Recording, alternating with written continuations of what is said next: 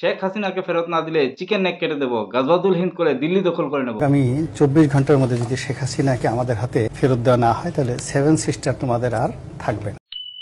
এরকম লম্ফজম্প যারা করেছিল তাদের মুখে এবার চুনকালি মাখলো। কে? সেই বাংলাদেশ সরকার। এবার বাংলাদেশ সরকারের যে বিদেশ উপদেষ্টা তৌহিদ হোসেন, ওনার একটা বক্তব্য আসে যে ভারত যদি শেখ হাসিনাকে ফেরত নাও দেয় তাহলেও ভারতের সাথে সম্পর্ক থাকবে। আমরা জানি শেখ হাসিনাকে ফেরত নেওয়ার জন্য বাংলাদেশ ভারতকে চিঠি পাঠিয়েছিল এবং সেই চিঠির উত্তর বাংলাদেশ ঠিকমতো পায়নি এবং শেখ হাসিনাকে ভারত ফেরতও দেয়নি। এবার করবে কি? চিকেনে কেটে দেবে, না গাজবাতুল হিন্দ করে দিল্লি দখল করে নেবে? এবার টিভি চ্যানেল, নিউজ চ্যানেলে এসে যারা এরকম বক্তব্য করেছিল, বক্তব্য করার সময় তো করে দিয়েছে। এখন সমস্যা হলো এবার এটা ইমপ্লিমেন্টেশন করবে কিভাবে? এটা নিয়ে সমস্যা। ভারতে সত্যিই কি চিকেন নেক কাটা যাবে? না গাজওয়াতুল হিন্দ করে দিল্লি দখল করে নেবে? এবার বলার সময় তো বলে দিল, কিন্তু কাজের সময় তো কিছু নেই। আর করবে কিভাবে? হ্যাঁ? এবার বিদেশ উপদেষ্টা তৌহিদ হোসেনের যে বক্তব্য আসে যে ভারত যদি শেখ হাসিনাকে ফেরত নাও দেয় তাহলে ভারতের সাথে সম্পর্ক থাকবে। আর সম্পর্ক থাকতে বাধ্য।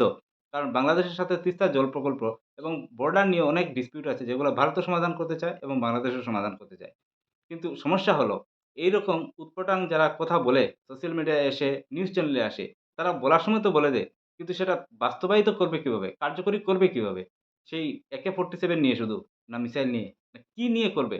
কোনো পাওয়ার আছে? কোনো ক্ষমতা আছে? তো যদি ক্ষমতা না থাকে বা এরকম মন্তব্য করবে না। তো এরকম বক্তব্য বলার আগে একটু ভাবনা চিন্তা করে বলতে হয়। আর বলছিই বা কাকে? তোমাদের তো আবেগ কাজ করে কিন্তু বিবেক কাজ করে না। তো তোমরা এরকম করবে, বলবে, আবার তোমাদের মুখেই আবার চুলকানি পড়বে।